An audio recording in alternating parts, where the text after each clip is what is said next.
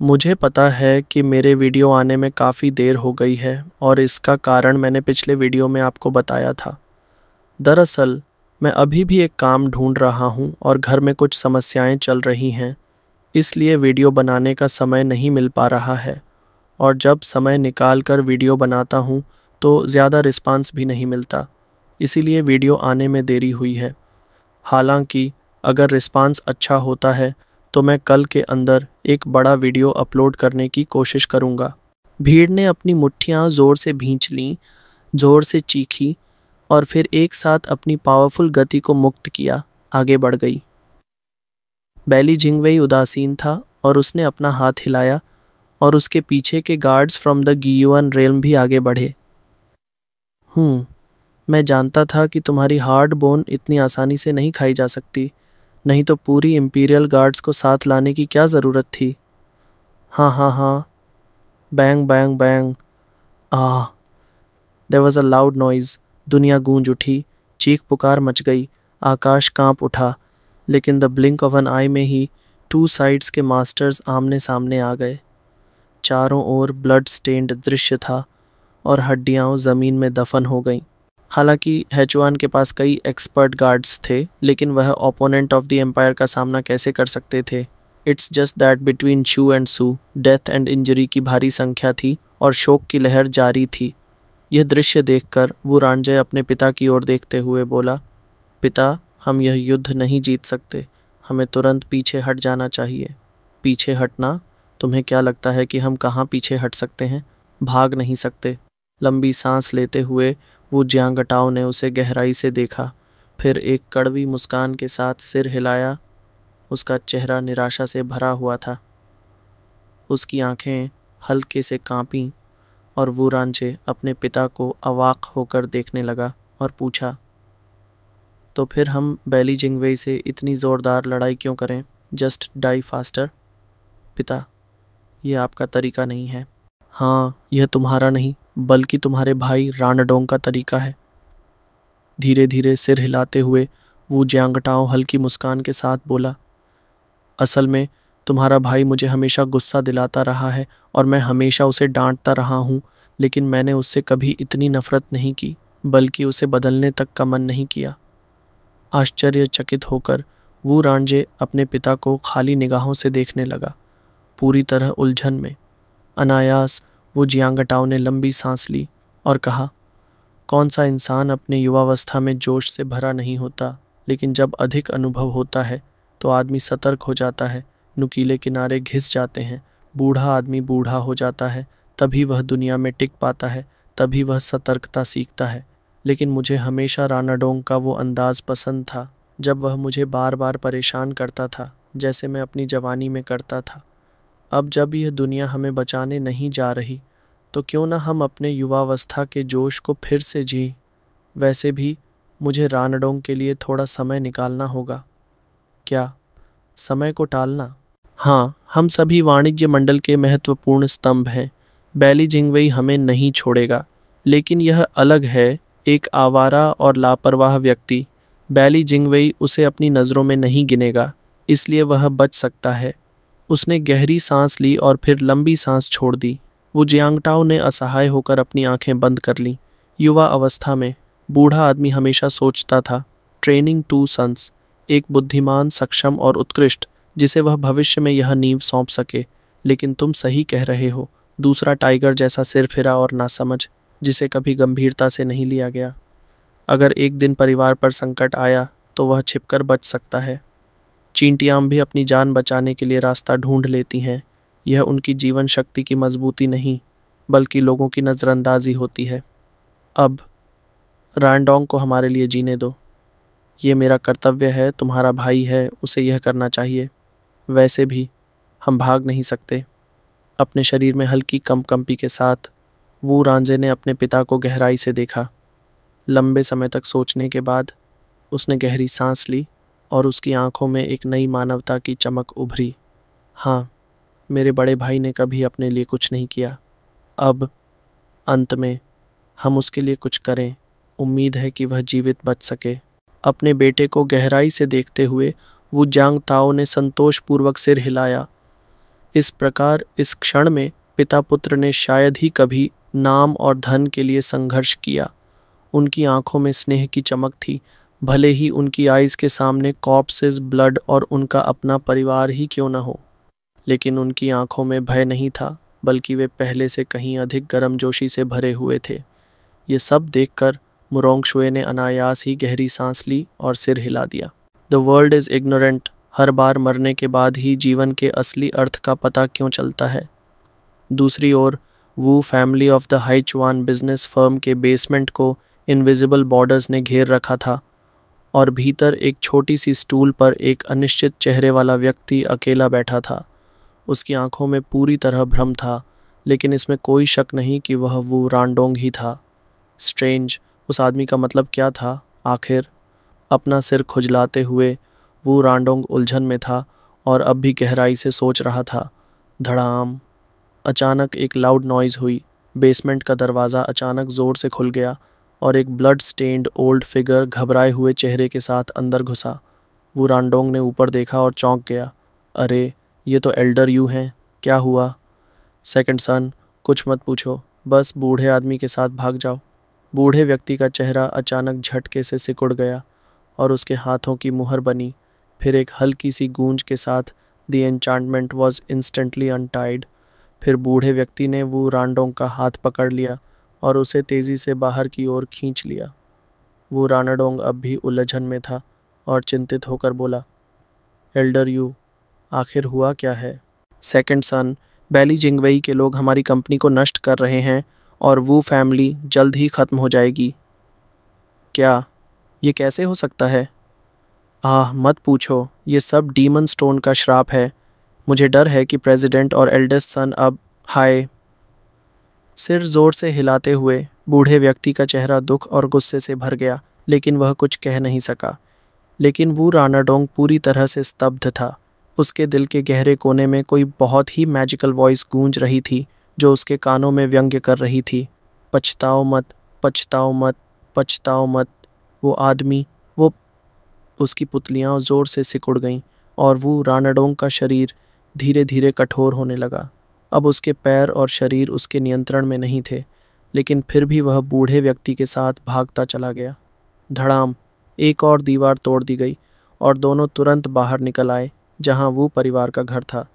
लेकिन वहां का दृश्य अब सचमुच का शूरक क्षेत्र बन चुका था। The sounds of screaming and killing continued, और बैटलफील्ड पर हजारों लोगों के सामने खून की नदियां बह रही थीं। लगभग हर क्षण कुछ लोग अपनी जान गंवा रहे थे और एयर में करुण क्रंदन गूंज रहा था। पूरी तरह स्तब्ध हो चुके वो रानाडोंग को वहीं रुकना पड़ा। लेकिन एल्डर यू घबराए हुए थे। उन्होंने सामने मौजूद बिजनेस चैनल टेलीपोर्टेशन अरे की ओर इशारा किया, जिसे जुओ फैन के लिए तैयार किया गया था और अब तक हटाया नहीं गया था। उन्होंने जोर से चिल्लाते हुए कहा, सेकंड सन, तुम तुरंत टेलीपोर्टेशन अरे का उपयोग करके इस land of right and wrong से एस्केप कर जाओ। बूढ़ा आदमी तुम्हारे लिए रास्ता रोक कर खड़ा रहेगा। एल्डर यू, मैं नहीं जाऊंगा। मैं अपने फादर और एल्डर ब्रदर को कैसे छोड़ सकता हूँ? और आप अकेले अपनी जान बचाई, ऐसा कैसे हो सकता है? बस करो सेकंड सन, अब जिद मत करो, बूढ़ा आदमी तुम्हें यहाँ से निकाल देगा। दांत भींचते हुए एल्डर यू ने वू रनडोंग्स आर्म को पकड़ लिया और अरे की ओर उड़ गए। जैसे ही वे टू गयुआन मास्टर्स के बीच से गुजरे, वे दोनों उनके आत्मघाती हमले से चौंक गए। हालांकि वे भी दो अहम वार झेलकर सीरियसली इंजर्ड हो गए, लेकिन उन्होंने इसकी परवाह नहीं की। अपनी जान की बाजी लगाकर वू रनडोंग टू द पोर्टल तक पहुंचाया। The unique fingerprint of whose family के सक्रिय होते ही हल्की गूंज सुनाई दी और तभी the sky thunder triggered the ground fire. बिजली की चमक के साथ तेज़ हवाएं चलीं और सेंटर ऑफ द लार्ज अरे में एक डार्क पैसेज खुल गया, जो इतना रहस्यमय था कि उसके अंदर कुछ भी साफ नहीं दिख रहा था। एक ज़ोरदार धक्का देकर एल्डर यू ने वू रानडोंग को आगे धकेल दिया। टू सन्स गो। नहीं एल्डर यू, हम साथ चलेंगे। वू रानडोंग ने जल्दबाजी में सुरंग के प्रवेश द्वार पर रुककर उनकी बाँह पकड़ ली। एल्डर यू के होठों पर हल्की सी मुस्कान आई और उन्होंने धीरे से सिर हिलाया, लेकिन तभी कुछ आवाज़ें उनके कानों तक पहुंची। देखो, कोई बिजनेस मेथड से भागने की कोशिश कर रहा है, रोक लो उन्हें। बूढ़े आदमी, वह लड़का कौन है? भागने की कोशिश मत करना। एडमिरल प्राइम मिनिस्टर्स ऑर्डर, जड़ से सफाया करो, कोई बचे नहीं, कोई भी भागने ना पाए। एक कर्स उसके कानों में पड़ी और एक पावरफुल मर्डरस इंटेंट दरवाजे से टकराई। तभी एल्डर यू की आंखें अचानक चौड़ी हो गईं। उन्होंने दांत भींचे और अपने हाथ की ताकत को झटका दिया। एक हल्के स्पर्श के साथ उन्होंने वो रानडोंग को जोर से धक्का दिया, जिससे वह हवा में उड़कर ट्रांसमिशन चैनल में गिर गया। एल्डर यू, वो रानडोंग ने जोर से चीखा और एल्डर यू ने उसे धीरे धीरे बॉडी डिसअपीयर होते देखा, लेकिन उनके चेहरे पर एक स्नेह भरी मुस्कान थी। सेकंड सन, भले ही तुम एल्डेस्ट सन जितने चतुर और सक्षम नहीं हो, लेकिन हम बूढ़े लोग तुम्हें ज़्यादा पसंद करते हैं। तुम्हारी सच्ची भावनाएं हमें प्रेसिडेंट के यंग दिनों की याद दिलाती हैं। और हाँ, प्रेसिडेंट ने तुमसे कभी नफरत नहीं की, उसे गलत मत समझना। तुम हमारे वो परिवार की आखिरी उम्मीद हो, तुम्हें ज़रूर जिंदा रहना होगा। कोई भाग गया, जल्दी पकड़ो। उसी क्षण वे लोग पीछा करते हुए सामने आ पहुंचे। एल्डर यू की स्नेह भरी मुस्कान अचानक सिकुड़ गई और उसकी जगह एक ब्लड थर्स्टी ब्रूटैलिटी आ गई। ज़ोर से हंसते हुए उन्होंने उन लोगों की ओर मुड़कर कहा, हाँ हाँ, मेरे परिवार के वारिस को पकड़ना चाहते हो? यह नामुमकिन है। जैसे ही उनकी आवाज़ गिरी, उनके शरीर से लगातार गूंजती तरंगें निकलने लगीं। यह देखकर पीछा कर रहे लोग चौंक गए। नहीं, वह खुद को विस्फोट करने वाला है। बूम! लेकिन इससे पहले कि वे पूरी तरह प्रतिक्रिया कर पाते, एल्डर यू ने अपने पूरे शरीर को विस्फोट कर दिया। पल भर में वह धुएं में समा गए और इस संसार से पूरी तरह लुप्त हो गए। पीछा कर रहे लोग भी इस धमाके की चपेट में आ गए और खून उगलते हुए पीछे हटे। वे सीरियसली इंजर्ड हो गए थे। जब वे दोबारा खड़े हुए और आगे देखा, तो जहां धुआं था, वहां कमर्शियल टेलीपोर्टेशन अरे पहले ही टुकड़ों में बिखर चुका था और पूरी तरह बेकार हो गया था। अब वे और आगे नहीं बढ़ सकते थे। उसी समय सिटी गेट के बाहर बैटल अपने अंतिम चरण में पहुंच चुका था। वो मास्टर्स लगभग पूरी तरह नष्ट हो चुके थे। जो मरे नहीं थे, उन्हें जिंदा पकड़ लिया गया था। वू जंगताओ और उनके सन भी बिना किसी संदेह के बाइली जिंगवेई के हाथों में आ चुके थे। बाइली जिंगवेई ने हल्के से अपने हाथ झाड़े, चारों ओर नज़र दौड़ाई और फिर सभी बंदियों को ग्वांदाओ टेलीपोर्टेशन अरे की ओर ले जाने का आदेश दिया ताकि वे इंपीरियल कैपिटल लौट सकें। इसके बाद बाइली जिंगवेई ठंडी निगाहों से सब कुछ देख रही मुरोंग गर्ल के पास पहुंचे।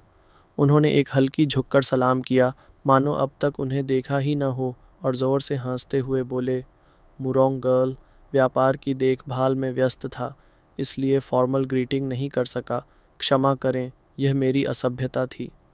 अरे नहीं, अभी अभी लिटिल गर्ल ने प्राइम मिनिस्टर बैट 11 के साधनों को देखा। वे सच में प्रशंसा के योग्य हैं। Admire admiration. ठंडे भाव से देखते हुए मुरोंगशुए ने हल्का सिर हिलाया। बिना जाने कैसे हंसना है, बाइली जिंगवेई ने लापरवाही से सिर हिलाया। हे, लड़की को व्यंग्य करने की ज़रूरत नहीं है, लेकिन लड़की को अभी अभी प्राइम मिनिस्टर का निर्णय सुनना चाहिए था। जिस दिन साम्राज्य 4 राज्यों पर शासन करेगा, वह जल्द ही आएगा। यदि लड़की मेरे भाई की भलाई के लिए सोच रही है, तो मैं भी आशा करता हूँ कि आप जल्द से जल्द अपने रहस्यों को छोड़ दें और अनावश्यक प्रतिरोध न करें। मैं कभी अपने भाई के मामलों में हस्तक्षेप नहीं करती। यदि मिस्टर प्राइम मिनिस्टर के पास समय है, तो उनसे बात कर लें। मुरोंगशुए ने हल्के से मुस्कुराते हुए कहा। कुछ क्षणों के लिए अवाक रहकर बाइली जिंगवेई ने सहज रूप से सिर हिलाया, लेकिन आगे कुछ नहीं बोला। अभी अभी की बात बिल्कुल स्पष्ट थी। साम्राज्य की राजधानी का 1/3 हिस्सा नष्ट हो चुका था। वह हाल ही में बहुत व्यस्त था। भला उसके पास मुरोंगलाई से मिलने का समय कैसे हो सकता था? मुरोंगशुए ने जो कहा वह सीधे इनकार करने से अलग नहीं था, लेकिन वह गुस्सा नहीं हुआ, क्योंकि वैसे भी वह इसका आदी था। इस तरह के बेजोड़ योद्धाओं को अपने पक्ष में करने के लिए हमेशा धैर्य रखना पड़ता है। गर्ल मुरोंग, मुझे नहीं पता कि आप जिनचेंग में क्या कर रही हैं। क्या मैं आपकी किसी तरह सहायता कर सकता हूँ? हे। मूल रूप से लिटिल गर्ल यहाँ से हैचुआन फर्म के वाणिज्यिक मार्ग का उपयोग करके नानजू लौटने आई थी, लेकिन मिस्टर प्राइम मिनिस्टर ने पूरी तरह से हैचुआन फर्म को नष्ट कर दिया। मुझे डर है कि अब लिटिल गर्ल को पैदल ही वापस जाना होगा। अरे, यह तो मामूली बात है। हिलाओ इसे व्यापारी से परिचित करा देंगे और सच्चाई से लड़की के लिए आधिकारिक मार्ग खोल देंगे, फिर लड़की को वापस भेज देंगे। बाइली झिंगवेई ने अनायास ही हाथ हिलाते हुए हल्की मुस्कान दी। भौहें सिकोड़ते हुए मुरोंग शुए ने उसे गहराई से देखा और मुस्कराई। यह उचित नहीं है। प्राइम मिनिस्टर बाइली हमेशा सार्वजनिक और निजी मामलों को अलग रखते हैं। लड़की की चिंता कम करना भी एक कार्य है। यदि इससे आपके भाई को यह एहसास हो कि वह मुझसे अधिक वार्तालाप कर सकते हैं, तो यह एक महान परोपकार होगा। अनायास ही मुरोंग शुए असमंजस में पड़ गई। मुझे नहीं पता कि मिस्टर प्राइम मिनिस्टर मेरे भाइयों से किस बारे में बात करना चाहेंगे। क्या चालाक खरगोशों की मृत्यु होती है? गर्ल, कृपया। उसका चेहरा अनायास ही तमतमा उठा और मुरोंग शुए इतनी आहत हो गई कि वह बोल नहीं पाई। फिर उसका चेहरा गहरा हो गया। उसने जोर से हाथ झटका और ठंडी आवाज में बोली। हल्की मुस्कान के साथ मुरोंग शुए ने उसकी ओर देखना बंद कर दिया और गाड़ी में बैठ गई। युएरर ने रथ को शहर की ओर बढ़ा दिया। Elder you, thunder and thunder, the wind raising, और इन द डार्क कॉरिडोर वो रानाडोंग का शरीर हवा में झूल रहा था। जैसे ही हवा और बादल हिल रहे थे, वह लहरों के साथ बह रहा था। पता नहीं वह कब तक तैरता रहा, इससे पहले कि अचानक उसकी आंखों के सामने एक चमकदार सफ़ेद रोशनी आई और वह एक तेज सफ़ेद छिद्र से होकर गुजरा। फिर उसका स्पर्श एक घास के मैदान पर पड़ा। फिर ऊपर देखा तो चमकदार सफ़ेद रोशनी अचानक गायब हो गई और मार्ग तुरंत ही लुप्त हो गया। वो रानाडोंग बेचैन हो उठा, अपने फेफड़ों तक चीखता हुआ वापस जाकर बचाने की कोशिश करना चाहता था, लेकिन बहुत देर हो चुकी थी। वापसी का मार्ग कब का बंद हो चुका था। वह केवल अपनी आंखों से आंसू बहाते हुए क्रोध और बेबसी से भरे दिल के साथ चिल्ला सकता था। टप टप स्पष्ट पदचाप गूंजे और एक हल्की पतली आकृति धीरे धीरे उसके 10 मीटर पीछे प्रकट हुई। उसके पीछे एक बेहोश गुलाबी जुबान वाला बच्चा था और एक हल्की आवाज़ आई, टू सन, मैंने नहीं सोचा था कि तुम इतनी जल्दी यहाँ आ जाओगे। तुम्हें फिर से देखकर खुशी हुई। हाँ हाँ हाँ। उसका शरीर अनायास ही कांप उठा। वो रानाडोंग ने इस आवाज़ को सुना जो उसे बहुत जानी पहचानी लगी, बल्कि यह भयभीत कर देने वाली भी थी। वह अनायास ही स्तब्ध रह गया। तुरंत बाद उसका अकड़ा हुआ सिर धीरे धीरे मुड़ा और जब उसने उस आकृति को देखा तो उसकी आंखें अचानक सिकुड़ गईं, दांत भींच गए और उसके दिल के सबसे गहरे कोने से नफरत का ज्वालामुखी फट पड़ा। उसकी मुट्ठी इतनी कस गई कि हड्डियों की चरमराहट की आवाज़ सुनाई दी और उसका गुस्सा पूरे संसार में फैलता महसूस हुआ। सेकंड सन, 3 दिन से तुम्हें नहीं देखा। हाल ही में कैसे हो? इस क्षण जो उसके सामने खड़ा था वह कोई और नहीं बल्कि झुओ फैन ही था, जो निस्संदेह एंशिएंट 3 लिंक्स को उठा रहा था। लेकिन इस समय वो रानडोंग की अपनी ओर नग्न शत्रुता के सामने झुओ फैन जैसे पहले से ही इसकी अपेक्षा कर चुका था। उसे कोई आश्चर्य नहीं हुआ, बल्कि उसका चेहरा असामान्य रूप से ठंडा था और उसके होंठों के कोनों पर जो हल्की सी दुष्ट मुस्कान थी, उसमें अनिश्चित अर्थ भरा हुआ था। उसका चेहरा तमतमा उठा। वो रानडोंग ने कुछ सांसें भरीं, उसके दांत लगभग टूटने वाले थे। उसने झुओ फैन को घूरते हुए क्रोधित स्वर में कहा, यह तुम हो जिसने हमारे वो परिवार को नष्ट किया। ओह, तुम्हें ऐसा क्यों लगता है? झुओ फैन अब भी खुशी से मुस्कराया, बिना सोचे समझे। उसका शरीर कांप रहा था। उसने अपनी उंगली झुओ फैन की नाक की ओर उठाई और घृणा से कहा, एल्डर यू ने मुझे बचाते समय कहा था कि तुम्हारे उस टूटे हुए पत्थर की वजह से ही हमारी चेंबर ऑफ कॉमर्स बाइली जिंगवेई द्वारा नष्ट कर दी गई। मेरे पिता और भाई अब जीवित हैं या मर चुके हैं, मुझे कुछ नहीं पता। यह सब तुम्हारी ही गलती है कमीने। हमारी चेंबर ऑफ कॉमर्स के हज़ारों लोगों की जिंदगियां वापस लौटा दो। जैसे ही उसके शब्द समाप्त हुए, वो रानाडोंग ने अपने पैरों से जोर लगाया और अचानक झुओ फैन की ओर झपटा। द वायलेंट मर्डरस प्रेशर पहाड़ों और समुद्रों की एक पंक्ति की तरह उस पर दबाव डाल रहा था। और उबलती हुई घातक मंशा उसके चेहरे को चीर रही थी। हालांकि जुओ फैन अब भी शांत और स्वाभाविक दिख रहा था।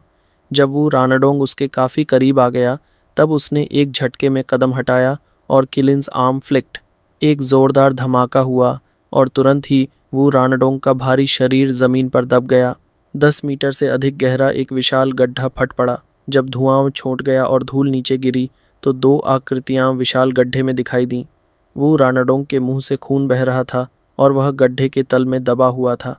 वह बिल्कुल भी हिल नहीं सका, यहाँ तक कि यदि वह संघर्ष करता भी तो ऐसा लग रहा था जैसे ताइशान पर्वत उसके ऊपर रखा हो और वह उठ नहीं पा रहा था, जबकि उसका क्रिम्सन आर्म हल्के से दबा हुआ था, लेकिन उसमें इतनी ताकत थी कि वह उसे उठने ही नहीं दे रहा था। नीचे संघर्ष करती आकृति को ठंडे भाव से देखते हुए जुओ फैन अनायास ही एक व्यंग्यात्मक हंसी हंसा और धीरे से बोला, सेकंड सन, तुम मुझे हरा नहीं सकते, अपनी ताकत व्यर्थ मत गंवाओ। इसके अलावा यह सब अब वही नहीं है जो तुम चाहते थे। क्या हुआ, अब पछता रहे हो? बकवास, मैंने कब कहा कि मैं चेंबर ऑफ कॉमर्स